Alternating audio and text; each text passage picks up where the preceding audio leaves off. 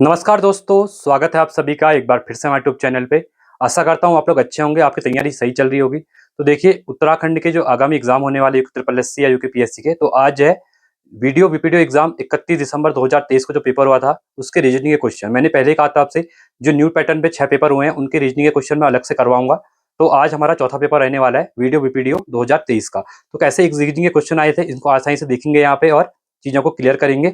और देखिए, बहुत सिंपल क्वेश्चन आते हैं, थोड़ा भी आपने प्रैक्टिस करेंगे तो आप रीजनिंग में 10 में 10 क्वेश्चन यहाँ पे ले आएंगे। आपका जो पुलिस कांस्टेबल का एग्जाम हो रहने वाला है, तो पुलिस वाले बच्चे जितने भी हैं देने वाले एग्जाम, इस वीडियो को देख लेना, क्योंकि ये पेपर कहीं ना कहीं आपके जो रीजनिंग के क्वेश्चन है इन्हीं पेपर से क्वेश्चन आते हैं, ठीक है। और पैटर्न आपका सेम रहता है, तो इसको अच्छे देखिए। वीडियो कैसी लगती है जरूर बताइएगा कमेंट करके, साथ में वीडियो को लाइक कीजिएगा। तो चलो इसको स्टार्ट करते हैं। चलिए, तो देखिए, ये पेपर रहने वाला आपका वीडियो वीपीडीओ एग्जाम 31 दिसंबर 2023 को जो हुआ था, ठीक है। तो इसका देखिए क्वेश्चन हम करेंगे रीजनिंग के, ठीक है। पहला क्वेश्चन दिया था, यदि, देखिए फिर से कह रहा हूं, अगर आपको नहीं दिख रहा है पीडीएफ क्वेश्चन तो आप बगल में अपना, मैंने पीडीएफ भेजा हुआ है टेलीग्राम पे, उसको साइड पे खोल लेना, ठीक है।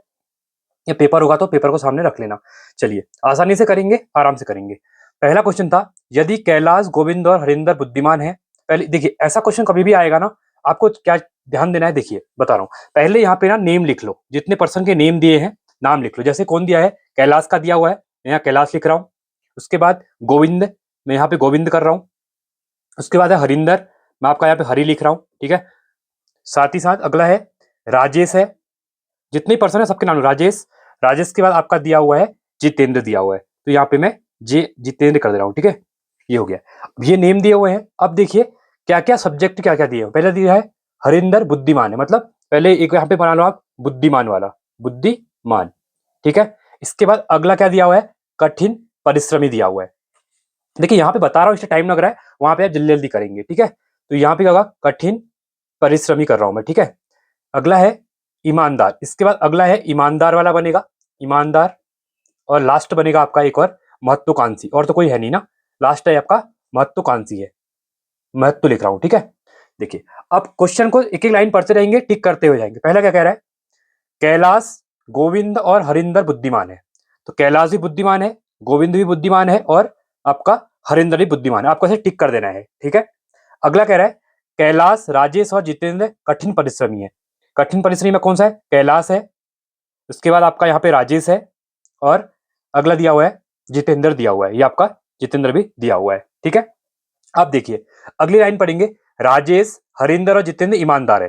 राजेश और हरिंदर, राजेश कहां पर है, तो राजेश आपका ईमानदार है, और कौन है आपका, जितेंद्र भी आपका ईमानदार है, साथ ही साथ आपका राजेश भी है, ठीक है। राजेश कर दिया हरिंदर, तो हरिंदर भी क्या है आपका यहाँ पे ईमानदार है, तो ये भी ठीक हो गया है, ठीक है।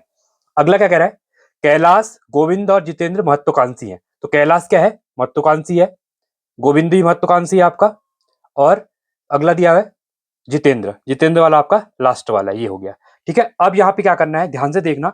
अब हमको जो दिया हुआ डेटा मिल चुका है, ठीक है। अब जो डेटा हमको नहीं पता है ना, उसमें इस टाइप से क्रॉस कर लो, ये कर लो, डैश कर लो, ठीक है। अब एक चीज ध्यान रखना, ये ईमानदार नहीं है दोनों, ये दोनों भी परिश्रमी नहीं है, और ये दोनों भी यहाँ पे जितेंद्र और राजेश भी क्या है, बुद्धिमान नहीं है, और यहाँ पे ये दोनों भी, ठीक है। अब क्वेश्चन क्या कह रहा है, तो निम्न में से कौन न तो ईमानदार है, ईमानदार कौन कौन नहीं है, ये दोनों ईमानदार नहीं है, मतलब आंसर इन दोनों में से पूछा है, ठीक है। इन दोनों में से ईमानदार कौन है, कैलाश भी नहीं था और गोविंद भी नहीं था। न तो ईमानदार और न ही कठिन परिश्रमी है कह रहा है, और कठिन परिश्रमी नहीं है। कठिन परिश्रमी कौन नहीं है, हमको गोविंद और हरिंदर नहीं दिख रहे हैं, ठीक है।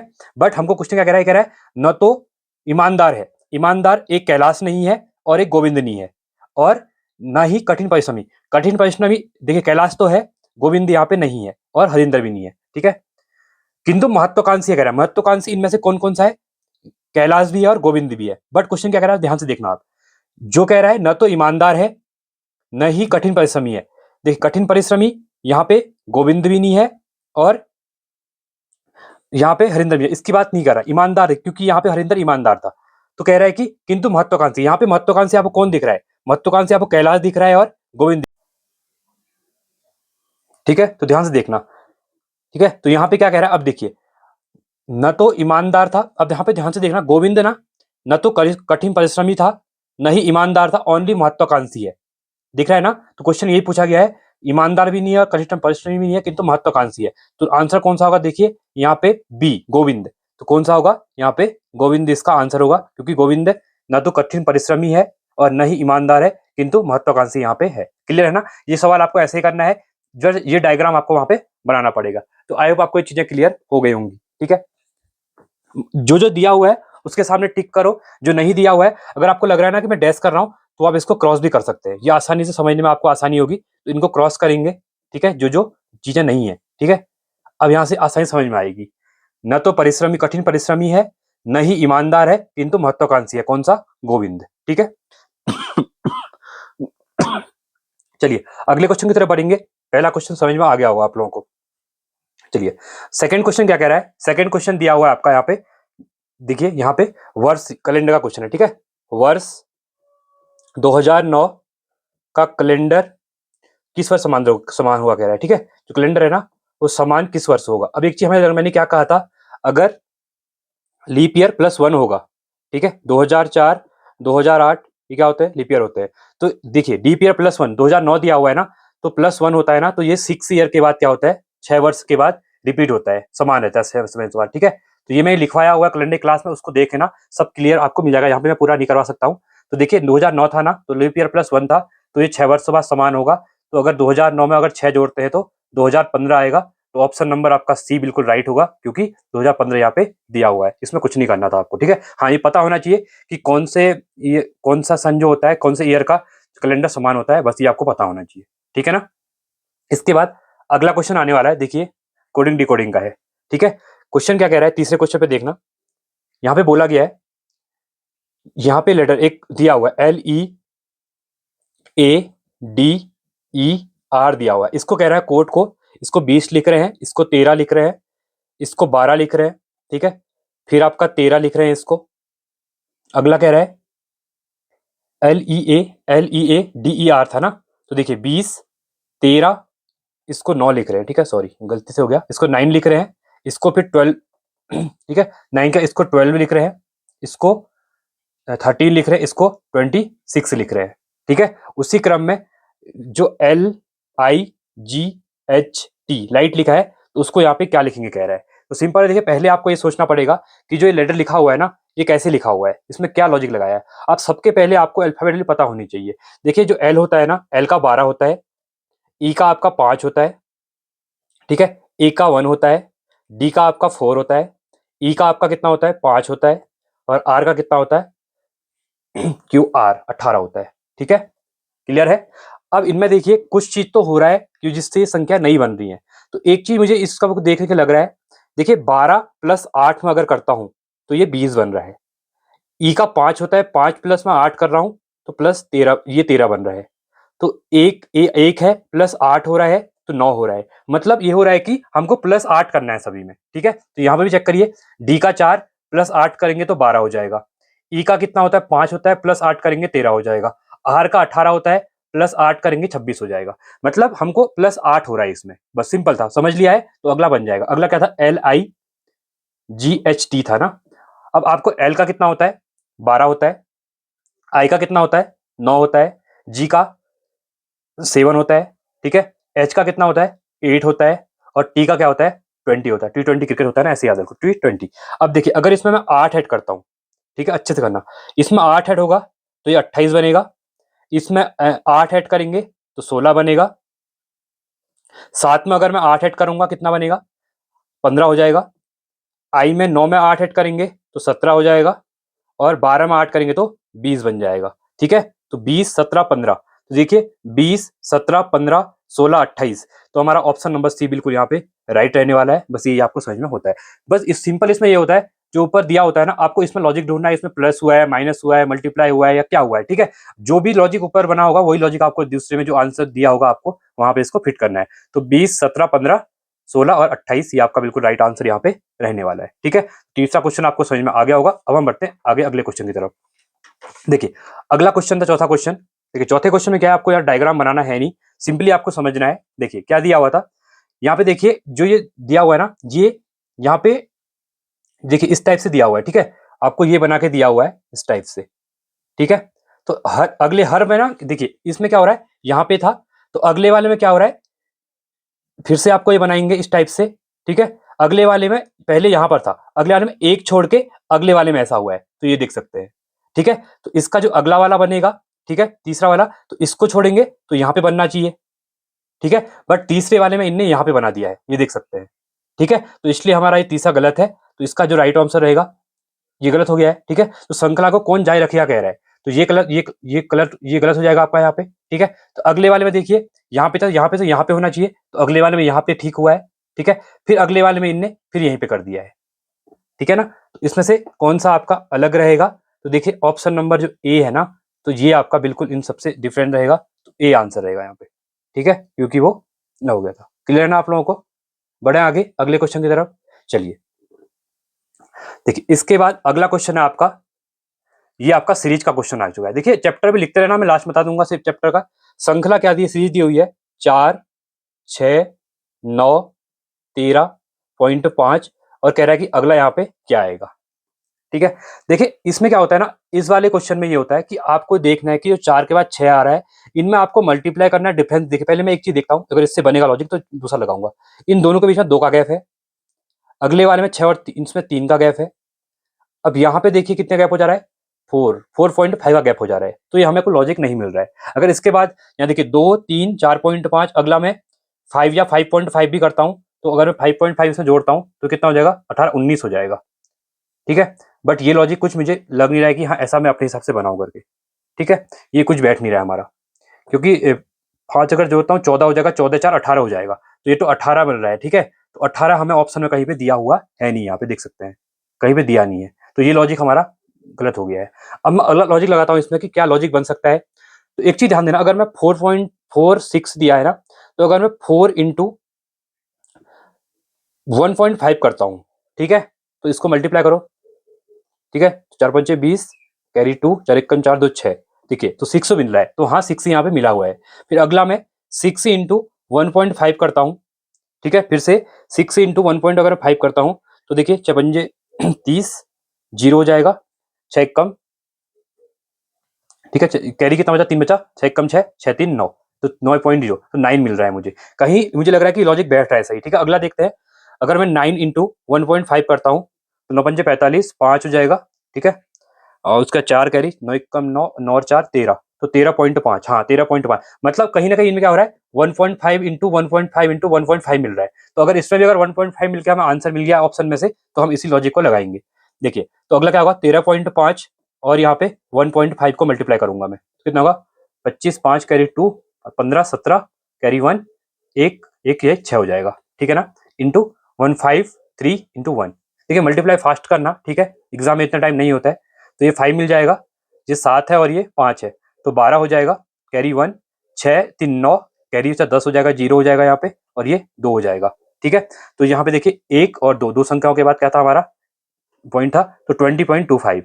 तो देखिए 20.25 हमें ऑप्शन नंबर सी में मिल रहा है, तो इसका मतलब हमें जो यहाँ पे आंसर मिलेगा ना, वो 25.25 मिलेगा, और ये हमारा आंसर रहेगा। क्या हुआ, सब में हमने 1.5 का मल्टीप्लाई किया। अब देखिए ये आपके प्रैक्टिस के ऊपर डिपेंड करता है कि आप जब वो क्वेश्चन आएगा तो वहां पे मल्टीप्लाई कर रहे हैं, प्लस कर रहे हैं, माइनस कर रहे हैं, आपके दिमाग में जितना प्रैक्टिस करेंगे ना एग्जाम में, अपने आप को उतना ही कंफर्टेबल फील करेंगे। रीजनिंग में यही होता है, ठीक है। रीजनिंग इतनी बहुत आसान होती है रीजनिंग, बस प्रैक्टिस के ऊपर डिपेंड होती है सब चीजें, ठीक है ना। तो ये क्वेश्चन आपका आंसर मिला, जो पांचवे का आंसर मिला आपका 20.25। बढ़ते हैं आगे अगले क्वेश्चन की तरफ। देखिए ये वीडियो एग्जाम जो हुआ था आपका ना, उसी का क्वेश्चन है, तो इसी के अकॉर्डिंग आप तैयारी अपनी करेंगे। अब क्वेश्चन क्या कह रहा है, अगर देखिए 6 क्वेश्चन है हमारा आज का। 4 गांव ए बी सी डी एक सरल रेखा में है, कोई एक सरल रेखा है यहां से यहां तक, इसमें कहीं point A B C D है, ए बी और बीच में कहीं सी होगा और कहीं पे आपका डी होगा, ठीक है। सिंपल, पहले आपको ये बोला हुआ है, ठीक है। अब क्या कह रहा है, बी से डी तक की दूरी। अब देखिए बी से डी तक की दूरी, ठीक है, तो बी से डी तक की दूरी कह रहा है 10 किलोमीटर है। ये आपका कितना है, 10 किलोमीटर है, ठीक है। अगला क्या कह रहा है, ए गांव डी व सी के बीच में है, तो डी और सी के बीच में ए गांव, यहाँ पे कोई सी होगा, ठीक है। तो यहाँ पे कह रहा है कि ए गांव डी और सी के बीच में है, जो डी और सी के बीच में यहाँ पे कहीं ए होगा, ठीक है। सी से बी की दूरी, अब जो सी है ना, सी से बी की दूरी कह रहा है, सी से डी तक की दूरी से 2 किलोमीटर अधिक है। मतलब कुछ नहीं करना, अगर टोटल 10 है ना, तो ये कह रहा है कि जो ये दूरी है सी और बी के बीच की दूरी है, कह रहा है वो सी और डी के बीच के दुगनी है कह रहा है। मतलब अगर मैं इसको यहाँ पे ये टोटल कितना है 10 है, तो ये अगर मैं इसको 6 किलोमीटर मानता हूँ बाई चांस, ठीक है, तो ये इसका डबल होगा, तो 2 ये होगा 2 ये होगा, मतलब ये डबल है कह रहा है ना इससे। तो देखिए 6 अगर इसको मानता हूँ तो ये भी 2 होगा, ये भी 2 होगा इन दोनों के बीच में, ठीक है। आगे कह रहा है 2 किलोमीटर अधिक है, मतलब ये अगर 6 है, मतलब ये 2 2 4 है, तो 2 किलोमीटर ज्यादा है कहा, तो ये 6 हो जाएगा, क्योंकि 2 2 4 हो जाएगा, इससे 2 अधिक है कहा है, तो ये 6 हो जाएगा सी और डी का, ठीक है। सी से बी का कितना दूर, सी से बी कितना दूर है कह रहा है, सी से जो बी है ना वो कितना दूर है, ये तो आंसर हमने निकाल ही दिया है, कितना होगा 6 किलोमीटर होगा, ये हमने डायरेक्टली वैसे ही कर लिया है, ठीक है, कोई प्रॉब्लम नहीं है, क्योंकि इसने कहा था कि जो ये दोनों है ना, ये दोनों का योग इससे 2 अधिक है कहा, तो ये 4 है तो ये भी 4 होगा, प्लस ये 2 अधिक था तो ये 6 हो जाएगा, बस ये सिंपल था, ये थोड़ा घुमाने के लिए पूछा गया था, बाकी सिंपल था, 6 किलोमीटर इसका आंसर हो जाएगा यहाँ पे, ठीक है। चलिए आगे देखते हैं अगले क्वेश्चन की तरफ। अगला है हमारा यहाँ पे 7वां क्वेश्चन आज का, ठीक है। सिंपल सवाल आते हैं, ठीक है, बहुत कम टाइम पे आप प्रैक्टिस के तौर पे कर सकते हैं। यदि अंग्रेजी वर्णमाला के प्रत्येक अक्षर का मान उसके वर्णमाला के क्रमानुसार बराबर है, तो निम्न में से किसमें उसकी सभी वर्णों का योग अधिकतम, मतलब ये कह रहा है जो आपको ये वैल्यू दी हुई है ना, इनका जो आपका अल्फाबेट ए का क्या होता है 1, बी का 2, सी का 3, ऐसे जो पूरे होते हैं ना, तो कह रहा है कि इसमें से सबको ऐड करके मैक्सिमम किसका आएगा ऐड करने के बाद। तो देखिए एक चीज हमेशा याद रखना, ऐसे सवालों में सबको चेक नहीं, सभी चेक नहीं करने होते हैं, करना क्या होता है आपको ये देखना होता है कि सबसे बड़ी वैल्यू कहाँ पे दी हुई है। जैसे यहाँ पे ए दिया हुआ है, ए का तो 1 ही होता है, क्या ये ऐड करके क्या ये लंबी वैल्यू मिलेगी, ST 80, हाँ यहाँ पे ऐसा होता है क्योंकि ST ये 20 हो रहा है, ठीक है, ये 19 हो रहा है, ये 20 हो रहा है, ये 1 हो रहा है, फिर यहाँ बन सकता है, और यहाँ पे देखिए सी का 1 होता है, आई का 7 9 होता है, इस टाइप से बनेगा नहीं, हम चेक कर लेंगे, ठीक है, चेक कर रहा हूँ। पहले आपको दिया हुआ है MA, हम प्रैक्टिस कर रहे हैं तो हम सभी को चेक करेंगे, एग्जाम में आपको सभी चेक नहीं करने। अब देखिए, अब पहले आपको ना यहाँ पे ये पता होना चाहिए, इसको मैं साइड रख रहा हूँ, ठीक है, सबके यहाँ पे पहले लिख रहा हूँ, M लिख लिया मैंने, उसके बाद STATS लिख रहा हूँ, HINDI हिंदी लिख रहा हूँ, और CIVIL लिख रहा हूँ, ठीक है। अब मैं पेपर साइड रख रहा हूँ, एक चीज देखना, अब देखिए यहाँ पे मैं लिख रहा हूँ, देखिए ABCDEFGHIJKLMNOPQRSTUV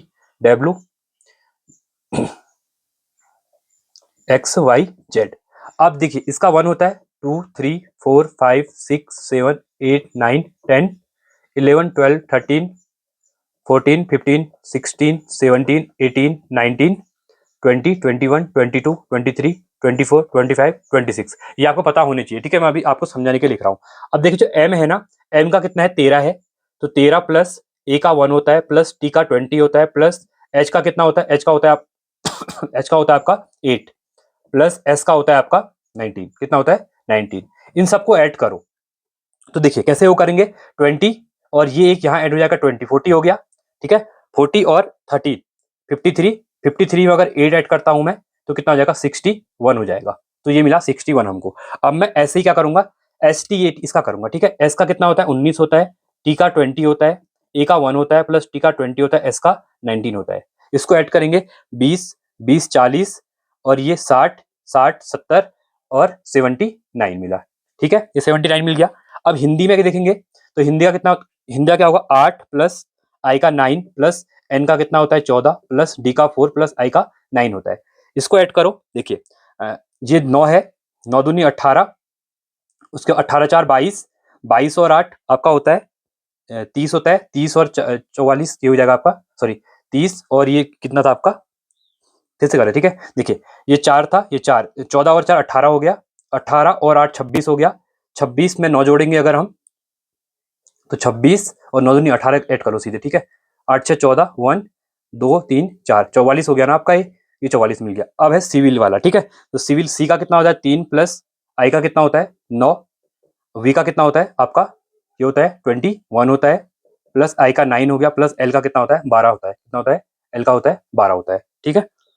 तो इनको सबको ऐड करेंगे तो कितना हो जाएगा, देखिए 9 और 3 12 हो जाएगा, और 12 12 24, 24 और ये आपका 30, ठीक है, 24 प्लस 30 को ऐड करेंगे तो कितना आएगा, ये आपका 54 मिलेगा, ठीक है। अब एक चीज देखिए, इसका 61 था, इसका 79 था, इसका 44 था और इसका आपका 54 मिला, सबसे ज्यादा वैल्यू किसकी आई, ये बताया, क्वेश्चन में ये पूछा गया था। तो सबसे ज्यादा वैल्यू जो आई है हमें 79 आई हुई है, किसकी आई हुई है? STATS। ठीक है, तो STAS की आई है, तो ऑप्शन में देख सकते हैं ऑप्शन नंबर बी STAS का बिल्कुल हमारा राइट ऑप्शन रहेगा। बस यही करना होता है, बच्चों की चीजें हैं, जोड़ घटाना गुणा भाग जो 4-6 क्लास में आप तक सीखते हैं, बस ये पता होना चाहिए कि अल्फाबेट वैल्यू कौन सी होती है करके।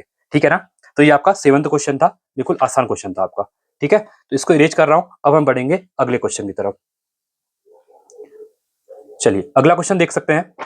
आप देखिए यहाँ पे क्या था, फिगर काउंटिंग, जो मैंने आपको बताई हुई है फिगर काउंटिंग, उसी से क्वेश्चन पूछा गया था, बट आपको थोड़ा सा यहाँ पे घुमा दिया था। अब आपको करना क्या है, ध्यान से देखना एक बार। ठीक है,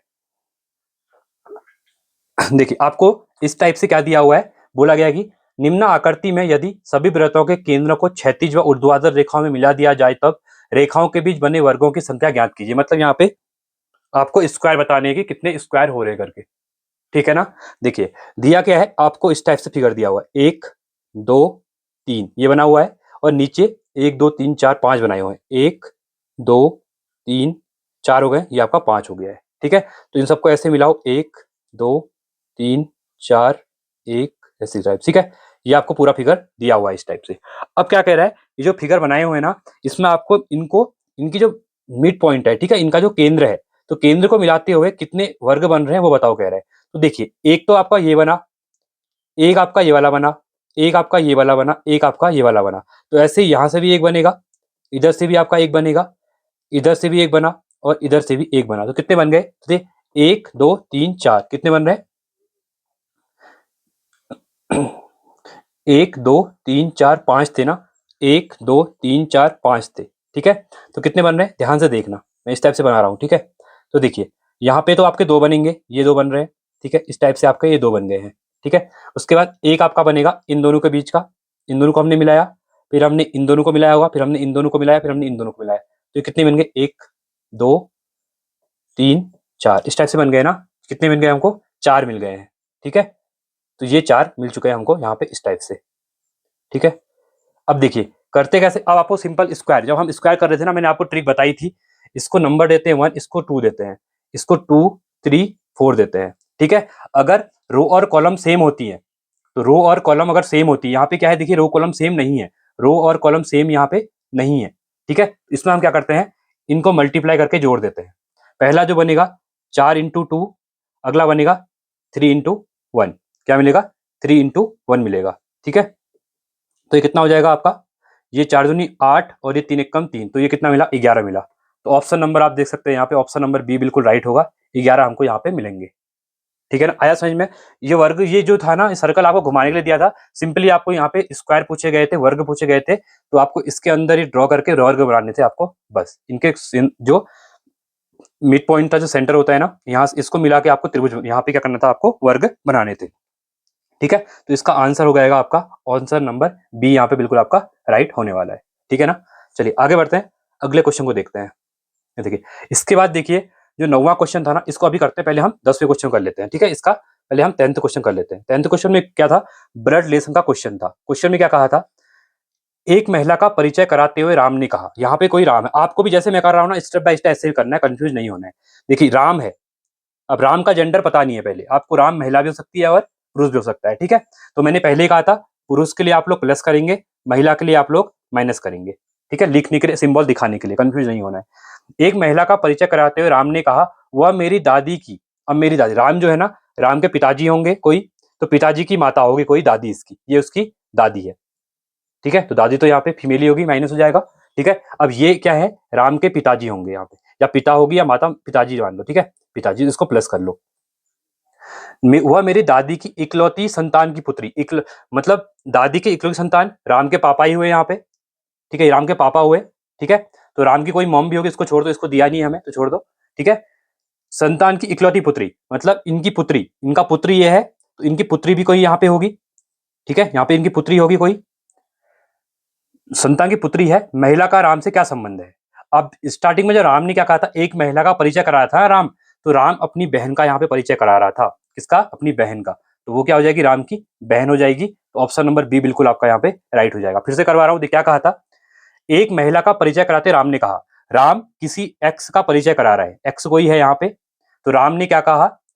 वह मेरी दादी, राम की दादी मतलब राम के पिताजी होंगे, उनकी मम्मी, दादी की इकलौती संतान मतलब दादी की इकलौती संतान खुद राम के पापा हुए, ठीक है, की पुत्री, तो राम की पुत्र जो संतान की पुत्री मतलब इनकी जो पुत्री होगी वो कहीं ना कहीं राम की क्या होगी, बहन ही होगी वो। तो महिला का राम से क्या संबंध है, तो महिला राम की क्या है, बहन है। तो ऑप्शन नंबर बी आपका बिल्कुल राइट होगा। सिंपल होगा, ठीक है, बहुत सिंपल था। और आपका लास्ट क्वेश्चन है, देखिए ये जो क्वेश्चन है ना, ये पेपर आपका जो हुआ था वो 31 दिसंबर को हुआ था 2023 को, फिर 2024 लग गया होगा, इसके 2024 में ही इसके बाद यूके ट्रिपल एससी के कोई पेपर नहीं हुए। और इसके बाद जून में आपका यूके ट्रिपल एससी का आबकारी का एग्जाम हुआ था। तो ये क्वेश्चन सेम यहाँ पर भी, इसके अगले पेपर में भी, तो कहीं ना कहीं आयु क्या करता है, सेम क्वेश्चन को डाल देता है। तो आपको प्रैक्टिस इसलिए मैं करवा रहा हूँ पीवाईक्यू की, क्योंकि ये क्वेश्चन आपको डायरेक्टली भी अगले एग्जाम में भी देखने को मिल सकते हैं। अब एक चीज यहाँ पे ध्यान से देना, क्वेश्चन में क्या कह रहा है, घड़ी का समय और जल प्रतिबिंब, मतलब यहाँ पे आपको वाटर इमेज बताना है, वाटर इमेज, क्योंकि वाटर इमेज से भी क्वेश्चन आते हैं। अब एक चीज हमेशा ध्यान देना, मैंने लास्ट में बताया था, कभी भी वाटर इमेज पूछेगा ना और घड़ी वाला पूछेगा, ठीक है, तो यहाँ पे देखना, जैसे यहाँ पे 8:15 दिया है ना, दो क्वेश्चन कर रहा हूं मैं, एक 8:15 दिया हुआ है, एक आपका 10:35 दिया हुआ है, जैसे मैं एग्जांपल दे रहा हूं। कॉन्सेप्ट सीखो, क्वेश्चन खुद ही बन जाएगा। कभी भी एक चीज ध्यान रखना, यदि टाइम या मिनट 30 से कम, मिनट 30 से कम दिया होगा, यहाँ पे देखिए 15:30 से कम ही हुआ ना, तो आपको 18:30 में से जो वैल्यू दी होगी उसको घटाना है। क्या करना है, घटाना है। फिर से कह रहा हूं, यदि मिनट 30 से कम दिए होंगे, 30 से कम, तो 18:30 में से आपको वैल्यू घटानी है। जैसे यहाँ 15 दिया है, चाहे यहाँ पे 29 भी होता, चाहे आपका 28-27 जो भी होता, मतलब ठीक है, आप इसको 30 से माइनस करते, 18:30 में से माइनस करते। अगर यहाँ पे देखिए 10:35 दिया हुआ है, यहाँ पे क्या होगा, यदि टाइम 30 मिनट से ज्यादा दिया है, 30 से ज्यादा, जैसे यहाँ 31, 32, 33, 34, 35, 50, 60 तक दिया होगा, तो आपको क्या करना है, 17:90 में से घटाना है वैल्यू को। ये याद कर लो, क्योंकि ये बहुत इंपॉर्टेंट है, काम आएगा। कुछ कुछ यहाँ पे फॉर्मूला होते हैं, जैसे आपने सीखा होगा एंगल निकालने वाला, घड़ी में कहते हैं कि एंगल निकालो, तो उसमें आपने ना 60h माइनस 30m अपॉन 2 वाला फॉर्मूला पढ़ा होगा, जिसमें आप एंगल निकालते हैं घड़ी के बीच में कितनी सुई का जो एंगल बना होगा। तो कुछ कुछ फॉर्मूले तो याद करने होते हैं, ठीक है, तो आपको ये कॉन्सेप्ट याद रखना है। अब मैं क्वेश्चन करा रहा हूं तो आपको चीजें क्लियर हो जाएंगी। देखिए पहला दिया हुआ है 8:15, तो 8:15 दिया है ना, तो यदि क्या बोला 30 से कम, तो 30 से कम है 15, तो इसमें से क्या करेंगे हम लोग, 18:30 में से इसको घटाएंगे। तो 18:30 में से इसको मैं घटाऊंगा तो कितना आएगा, ये 15 ही मिल जाएगा आपको, ठीक है। इसके बाद 18 में से 8 जाएगा तो ये कितना बचेगा, 10। तो 10:15 दिखेगा, तो 10:15 कहाँ पे दिया हुआ है, देखिए ऑप्शन नंबर पहला ही आपका दिया हुआ है 10:15, तो फर्स्ट का तो आपका क्या हो जाएगा, 1 मिल जाएगा, 10:15 मिल जाएगा। दूसरा क्या दिया हुआ है, 9:20, कितना दिया हुआ है, 9:20 दिए हुए हैं। अब मैंने क्या कहा, 30 से अगर कम होगा, फिर से क्या करेंगे, अगर 30 मिनट से कम होगा, फिर हम क्या करेंगे, 18:30 में से इसको घटाएंगे, ठीक है ना। तो इसको घटाओ तो ये 10 हो जाएगा, और यहाँ पे 18 में से 9 घटाएंगे तो ये कितना हो जाएगा, 9:10। तो देखिए 9:10 भी ऑप्शन नंबर 3 में दिया हुआ है। तो पहले का हमको क्या मिला, 1 मिला, तीसरे को हमका थर्ड मिला, ठीक है। अभी मैच करेंगे। देखिए अगला है 10:35 दिया हुआ है, ठीक है, तो ध्यान से देखना, 10:35 दिया हुआ है। अब क्या है, देखिए मिनट ज्यादा हो चुके हैं, तो अब 17:90 में से माइनस करेंगे हम इसको, 17 और 90 में से माइनस करेंगे, ठीक है। तो 10 में से 5 कट करेंगे, 5 बचेगा, 8 में से 3 जाएगा तो ये भी 5 रहेगा, ठीक है। और यहाँ पे क्या है 7, 17 में से 10 जाएगा तो 7, तो 7:55। तो देखिए 7:55 ऑप्शन नंबर 4 में दिया हुआ है, नहीं सॉरी ऑप्शन नंबर 2 में दिया हुआ है 7:55, ठीक है। तो इसका आंसर 2 रहेगा, ठीक है। अभी मैच करेंगे। अब लास्ट हमको वैल्यू दिया हुआ है यहाँ पे 10:55 दिया हुआ है, कितना दिया हुआ है, 10:55 दिया हुआ है। फिर से 55 वाला है, तो 17:90 में से माइनस करेंगे, ठीक है। तो ये कितना मिलेगा, देखिए यहाँ पे 10 में से 5, 5 जाएगा, यहाँ 8 है, 8 में से 5 जाएगा, 3 मिलेगा, और 17 में से 10 से 7 ही मिलेगा, तो 7:35। तो 7:35 ऑप्शन नंबर 4 में दिया हुआ है। तो देखिए 1 3 2 4, तो देखिए 1, यहाँ पे देख सकते हैं आप लोग, 1 3 2 4, तो ऑप्शन नंबर ए आपका बिल्कुल यहाँ पे राइट रहने वाला इस क्वेश्चन में, ठीक है। तो ये देखिए बहुत आसान तरीके से मैंने आपको रीजनिंग के सवाल बता दिए हैं, बहुत ट्रिक से भी मैंने आपको बता दिए हैं, और किस किस चैप्टर से क्वेश्चन आते हैं वो मैं बता रहा हूँ, आप लोग भी देखते हैं। अब यहाँ पे हमारे 4 पेपर हो चुके हैं, ठीक है। इससे पहले पेपर जो था वो वीडियो वीपीडीओ जुलाई 2023 वाला करवाया था, ये आपका दिसंबर 2023 वाला हो चुका है। 2024 का मैंने आबकारी के क्वेश्चन करा दिए हैं, और 2025 में भी जो कनिष्ठ सहायक का एग्जाम हुआ था उससे क्वेश्चन मैंने करवा दिए हैं आपको, ठीक है। अब 2 पेपर और बचे न्यू पैटर्न में, जो रीजनिंग के क्वेश्चन है, इसमें आपका एक अगला आएगा वो हवलदार का आएगा, उसके बाद अगला जो पेपर के क्वेश्चन रहेंगे वो हमारे स्टेनो एग्जाम 2024 के रहेंगे। फिर यहाँ से हमारे 60 ही क्वेश्चन रीजनिंग के हो जाएंगे। अगर आपने ये 60 क्वेश्चन भी अच्छे से पढ़ लिए ना, तो अगर जो पुलिस का पेपर होने वाला है अभी 5 दिन बाद पुलिस में, और जो वीडियो बीपीटीओ एग्जाम होगा, पटवारी एग्जाम, तो ये 60 क्वेश्चन में से आपके 10 में 10 नंबर आ जाएंगे अगर आपने ये ट्रिक सीख ली है तो। ठीक है, तो चलिए आज के लिए इतना ही। वीडियो कैसी लगी आप लोग कमेंट में बताएंगे, साथ में वीडियो को लाइक करेंगे, चैनल को सब्सक्राइब करेंगे और मुझे आप सपोर्ट ऐसे ही करते रहेंगे। तो आज के लिए इतना ही। Thanks for watching. जय हिंद, वंदे मातरम।